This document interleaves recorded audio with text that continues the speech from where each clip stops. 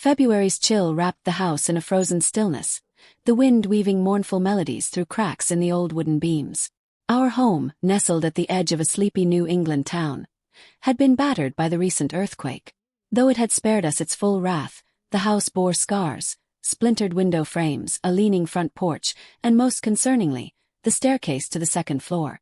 Its creaking protests seemed a plea for help, a wooden relic holding on by sheer will. I hadn't expected Liam to step up the way he did. At 23, my son was still finding his place in the world, bouncing between dreams and the practicality of our small-town life. But when Henry, my husband of 25 years, remained uninvolved, consumed by his work and the quiet, detached rhythm of his own life, Liam surprised me. Without being asked, he picked up a toolbox and declared, "I'll take care of it, Mom." Now, as I stood in the kitchen peeling apples for a pie, I watched him through the frost-rimed window. He was out on the front lawn, sorting through the lumber he'd bought with what little money he had saved. His hands, red from the cold, worked methodically, every gesture steady and sure. There was something about the sight of him, a young man stepping into a role of responsibility, that filled my chest with a warmth I hadn't felt in years. The kitchen door creaked open, and Liam stepped in, stamping snow from his boots. "Got the main beams measured," he said, brushing back the auburn strands escaping his knit cap. "I'll start cutting them tomorrow. Don't you think it's too cold to work out there?" I asked, my voice carrying more worry than I intended. "You'll freeze." He grinned, boyish and charming. "I'll be fine. Besides, someone's got to do it." The words hung in the air. Unspoken was the absence of his father's help. Henry's work always came first, his devotion to his job a double-edged sword that kept a roof over our heads but left little of him for us. "I'm proud of you," I said quietly. He looked at me, surprised. For a moment, he seemed almost bashful, the man he was becoming intersecting with the boy he used to be. "Thanks, Mom." The next morning, I found myself drawn to the living room, where the staircase loomed like a silent challenge. Liam had already started. Sawdust and wood shavings blanketed the floor, and the scent of freshly cut pine mingled with the winter air seeping through the gaps. Liam knelt at the base, his brow furrowed in concentration as he aligned the first beam. "Do you need any help?" I asked, crossing my arms to ward off the cold. He glanced up, a smear of dust streaked across his cheek. "We've got it. But if you want to hand me the drill when I call for it, that'd be great." I perched on the arm of the couch, watching him work. The way he handled the tools, with a precision that belied his age, stirred something unexpected in me. Perhaps it was pride. Or perhaps it was the realization of how much he'd grown. Liam wasn't just my son anymore. He was a man, capable and determined. "You're really good at this," I said as he adjusted the beam with a mallet. He chuckled. "Guess all those summers helping Grandpa in the shed paid off." I smiled, remembering how my father used to guide Liam's small hands on the lathe, his deep voice narrating every step. It was a connection that had shaped him, instilled a respect for hard work and craftsmanship. "Grandpa would be proud," I murmured. Liam paused, his eyes meeting mine. "That means a lot, Mom." The day slipped by in quiet companionship. I fetched him tools, made him sandwiches, and occasionally nagged him to take breaks. By dusk, he'd secured 2 beams and was already planning the next steps. As I swept up the sawdust, I felt a contentment that had long been absent from our lives. It wasn't just the staircase he was fixing. In his own way, Liam was mending something deeper, a thread of connection that time and neglect had frayed. When he finally called it a day, he collapsed onto the couch, exhausted but pleased. I brought him a steaming mug of cocoa and draped a blanket over his shoulders. "You're spoiling me," he teased, though he took the mug gratefully. "Just taking care of my favorite handyman." He laughed, and the sound filled the room with warmth, a contrast to the icy world outside. As I sat beside him, I felt a shift. Something subtle yet undeniable, like the first hint of spring stirring beneath the snow. It was a moment I couldn't name, but it lingered, carving itself into the quiet corners of my heart. The next morning, I woke to the muffled sound of coughing. The sun barely illuminated the snow-draped world outside, its light a pale wash over the bedroom walls. Rising quickly, I padded down the hall to Liam's room. The door was ajar, and through the gap, I saw him curled under a mountain of blankets, his cheeks flushed. "Liam." I whispered, stepping inside. He opened his eyes, bloodshot and heavy-lidded, and gave me a weak smile. "Hey, Mum. I think I caught something," he rasped, his voice hoarse. "Why didn't you tell me you weren't feeling well?" I scolded gently, pressing the back of my hand to his forehead. It was warm, too warm. "You're burning up." He shrugged, though it lacked his usual energy. "Didn't want to worry you." "Don't be silly," I said, my voice softening. "Stay put. I'll get you something for the fever." By the time I returned with medicine and a glass of water, he had drifted back into a fitful sleep. I sat by his bed, watching him for a moment. His features, usually so confident and strong, looked boyish in repose, vulnerable in a way that pulled at my heart. The repairs would have to wait. For now, Liam needed me. The next 4 days passed in a haze of warm compresses, steaming bowls of soup, and endless cups of tea. I barely left his side, fussing over him in a way that might have embarrassed him if he hadn't been so under the weather. He protested only once on the second day, when I caught him trying to get out of bed. "You need rest," I chided, guiding him back under the covers. "I'm fine," he insisted, though his unsteady movements betrayed him. "Back to bed," I said firmly. "The staircase can wait." "I can't." His expression softened at my words, and he relented, sinking into the pillows with a small smile. "Thanks, Mom." As the fever broke and his strength began to return, I found myself lingering in his room even after he'd fallen asleep. Sitting there in the quiet, I marveled at the bond between us. Over the years, life had pulled us in different directions. Me toward the practical demands of running a household, him toward the world outside these walls. But in those days, as I cared for him, it felt like we were rediscovering something precious. By the time Liam was back on his feet, the house felt warmer, as if the cold February air had been banished by the quiet intimacy we'd shared. That morning, as he sat at the kitchen table eating the breakfast I'd prepared, I couldn't help but notice the way he looked at me. Grateful, but also something else, something deeper I couldn't quite place. "You really didn't have to go all out like that," he said. His voice stronger now but tinged with shyness. I waved him off, pouring myself a cup of coffee. "Course I did. That's what moms do." "No, I mean, you went above and beyond. You always do." He paused, his eyes meeting mine. "I'm lucky to have you." The sincerity in his voice caught me off guard, and for a moment I didn't know what to say. Instead, I reached out and ruffled his hair, a gesture that made him laugh and swept my hand away. As the day went on, the distance that had once defined our relationship seemed to shrink further. We worked side by side on the staircase, Liam insisting on doing the heavy lifting while I handed him tools and offered suggestions. Our conversations grew lighter, easier, punctuated by laughter and teasing. "Careful," he said at one point, as I leaned in to steady a beam he was fitting into place. "Don't hurt yourself."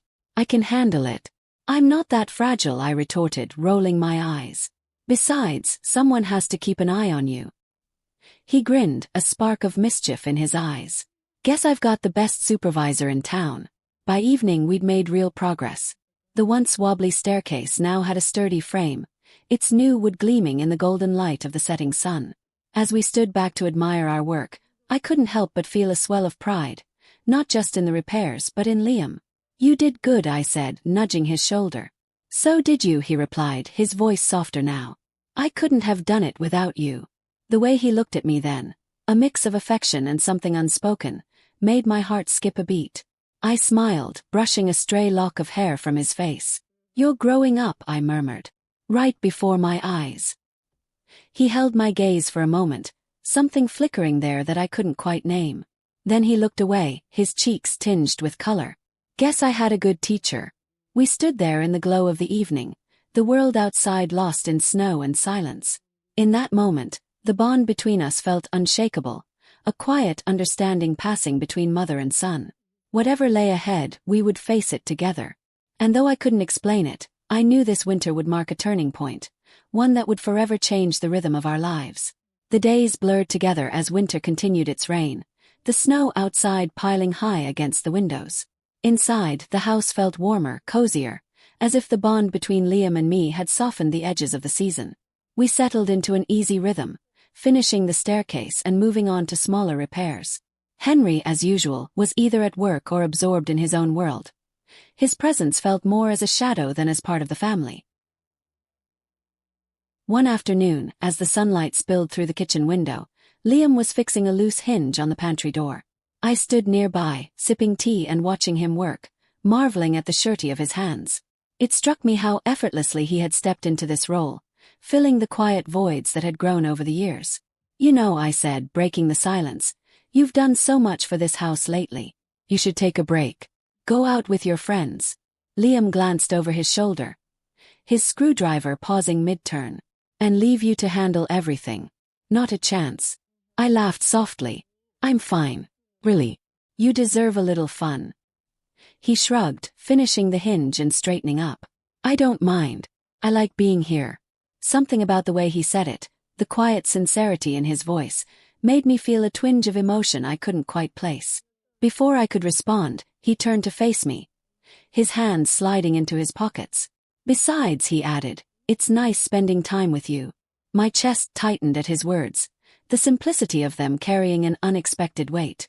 I reached out and touched his arm lightly, a gesture meant to convey the affection I couldn't put into words. "It's nice spending time with you too," I said, my voice softer now. "You've grown into such a good man." By the time February neared its end, the staircase gleamed like new, a testament to Liam's hard work and determination. The small repairs he tackled one by one, fixing a drafty window here, patching a squeaky floorboard there, brought more than just order to our home. They brought us closer, weaving an intimacy born not just of proximity but of understanding, a quiet yet profound connection that seemed to grow stronger with every shared moment. It was during one of those ordinary evenings, as the snow whispered softly against the window panes, that I noticed how effortlessly we had slipped into this closeness. Henry had called to say he'd be working late again, and I found myself oddly relieved. The house had taken on a different rhythm when it was just the two of us, quieter, yet somehow fuller. Liam sat at the kitchen table, nursing a cup of tea. His hair was damp from the shower, curling slightly at the ends, and his flannel shirt hung loose, the sleeves pushed up to his elbows. I sat across from him, folding laundry, our conversation ebbing and flowing in the way it often did now. Easy, unhurried. "Do you ever think about leaving here?" I asked, not looking up from the towel I was folding. He tilted his head, considering the question. "Sometimes," he admitted. "But I don't know. I feel like this is where I'm supposed to be right now." His words settled over me like a warm blanket, and I smiled, though I wasn't entirely sure why. "You've been such a rock for me lately," I said, glancing up to meet his gaze. "I don't know what I'd do without you." He held my gaze for a moment longer than necessary, something unspoken flickering in his eyes. "You don't have to worry about that," he said softly. "I'm not going anywhere." The snowstorm hit a few days later, a furious howling gale that left us housebound for nearly 2 days. The power flickered and failed late in the afternoon, plunging the house into an early dusk. I lit candles and gathered blankets while Liam started a fire in the living room, its warmth chasing away the chill that seeped in through the walls. "Looks like it's just us," he said as we sat on the floor near the hearth, the light of the flames dancing across his face. "Kind of cozy, don't you think?" I nodded, pulling the blanket tighter around my shoulders. "It's been a while since we've had a night like this. Just the two of us." There was a pause, not awkward but charged with an undercurrent I couldn't quite name. The fire crackled, filling the silence, and I became acutely aware of how close we were sitting. His arm brushed mine as he leaned forward to add another log to the fire, the contact brief but electrifying. "Do you remember when we used to build pillow forts during storms like this?" he asked, his voice tinged with nostalgia. I laughed, the memory warming me more than the fire. "How could I forget? You'd insist on making them tall enough to stand in, and we'd always run out of blankets. And you'd let me eat cookies for dinner," he added with a grin. "You were impossible to say no to," I admitted, smiling at the thought. "Still are, apparently." His grin faded slightly, replaced by a softer expression. "You've always taken such good care of me, Mom. I don't think I've ever told you how much that means to me." The words, simple as they were, pierced something deep inside me. I reached out without thinking, brushing a stray lock of hair from his forehead. "You mean the world to me, Liam," I said, my voice barely above a whisper. "You always have." He caught my hand before I could pull it away, his grip warm and firm. "I feel the same," he said, his thumb brushing lightly against my knuckles. His gaze held mine, steady and intent, and for a moment the world outside ceased to exist. The moment stretched, charged with an intensity that neither of us seemed willing or able to break. Finally, he let go of my hand, leaning back against the couch with a sigh. "It's good to have nights like this," he said, his tone casual again, though his eyes still held a trace of that earlier emotion. "Makes you realize what really matters." I nodded, my heart still racing. "Yeah," I said softly. "It really does." By the time the storm passed, something between us had shifted. It was subtle, an invisible thread that now connected us in a way I couldn't quite define. We moved through the days with a newfound ease, our conversations tinged with an unspoken understanding. Small gestures, a lingering touch, a shared smile, took on new weight, each one deepening the bond between us. One evening, as we sat on the couch watching an old movie, I noticed how close we were. His arm rested along the back of the couch, his fingers brushing against my shoulder in a way that felt almost deliberate. I glanced at him, and he met my gaze, a question lingering in his eyes. "Is everything okay?" I asked, my voice catching slightly. He hesitated, his fingers stilling against my shoulder. "Yeah," he said after a moment. "It's just, I've been thinking a lot lately. About us. About how much you mean to me." My breath caught, and for a moment I didn't know what to say. Finally I reached out, resting my hand on his. "You mean a lot to me too," I said, my voice trembling slightly. "More than you know." The silence that followed was thick with unspoken words, the air between us charged with a tension that neither of us dared to acknowledge. And yet, in that moment, I knew that whatever lay ahead, our bond was unbreakable, a quiet flame that would burn through even the coldest of winters. The snow had eased into a soft fall by the time evening settled in, blanketing the world outside in a quiet hush. Inside, the house felt alive with warmth, the fire crackling in the hearth and the rich aroma of dinner filling the air. Liam had insisted on cooking, and I watched from the table as he moved about the kitchen with an ease that surprised me. "You've gotten pretty good at this," I teased, swirling the glass of red wine he'd poured for me. He glanced over his shoulder, a playful smirk tugging at his lips. "Guess I've had a good teacher." We shared a laugh, the kind that comes from an unspoken understanding, a shared history that only we could know. It felt so natural, so easy, that I didn't notice how much time had passed until Liam set a plate in front of me. A hearty roast with roasted vegetables, simple but perfect. "To us," he said, raising his glass as he sat across from me. "To us," I echoed, clinking my glass lightly against his. The wine was smooth, its warmth spreading through me as we ate. Our conversation drifted from light-hearted memories to deeper reflections, and the tension that had been building between us these past weeks seemed to soften in the candlelit glow. I found myself watching him more closely, noticing the way the firelight danced in his eyes, the curve of his smile when I made him laugh. When the meal was finished, Liam leaned back in his chair, swirling the last of his wine. "You know," he said, his tone thoughtful, "this house feels different now. Warmer."